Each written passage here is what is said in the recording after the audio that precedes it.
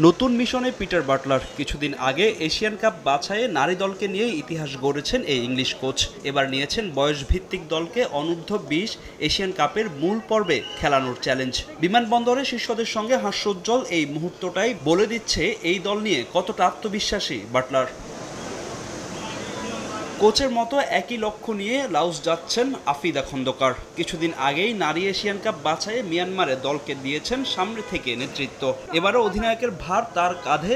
অনূর্ধ্ব-20 সাফের শিরোপা জয় এই দলকে দিচ্ছে বাড়তি অনুপ্রেরণা। সাফে আমরা চ্যাম্পিয়ন হয়েছি, আমাদের টিম বন্ডিং ভালো আছে, তো লাওসে গিয়ে আমরা ইনশাল্লাহ ভালো কিছু করার চেষ্টা করব। ক্যাম্প হচ্ছে আমরা তো অনেক আগে থেকেই করতেছি, কিরণ ম্যাডামের অনুপ্রেরণাতে হচ্ছে আমরা ক্যাম্পটা করতেছি।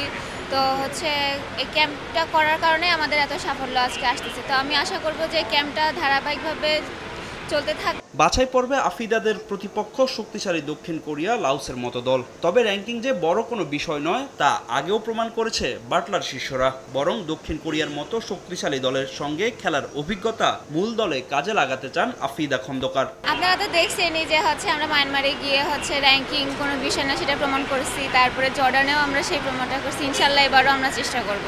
যেহেতু আমাদের মূল টুর্নামেন্টে হচ্ছে নর্থ কোরিয়ার সাথে খেলা আছে, চায়নার সাথে খেলা আছে, তো আমরা যদি বয়স ভিত্তিকে যদি হচ্ছে সাউথ কোরিয়া টিমের সাথে খেলতে পারি তাহলে আমরা বুঝতে পারবো যে হচ্ছে ওরা কোন ধাঁচের খেলে। তো আমাদের জন্য খুবই ভালো হচ্ছে। 6 আগস্ট স্বাগতিক লাওসের বিপক্ষে ম্যাচ দিয়ে শুরু হবে বাংলাদেশের কোয়ালিফায়ার মিশন। আবহাওয়ার সঙ্গে মানিয়ে নিতে 4 দিন আগেই লাল সবুজদের টুর্নামেন্ট ভেন্যুতে যাত্রা।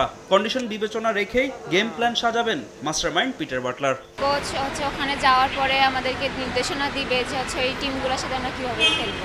লাওস, দক্ষিণ কোরিয়া ছাড়াও বাংলাদেশের এই গ্রুপে আছে তিমুর লেস্তে। অনূর্ধ্ব-20 এশিয়ান কাপের মূল পর্বে জায়গা করে নিতে হলে আফিদাদের পাড়ি দিতে হবে কঠিন পথ। ফাহিম ইসলাম, সময় সংবাদ, ঢাকা।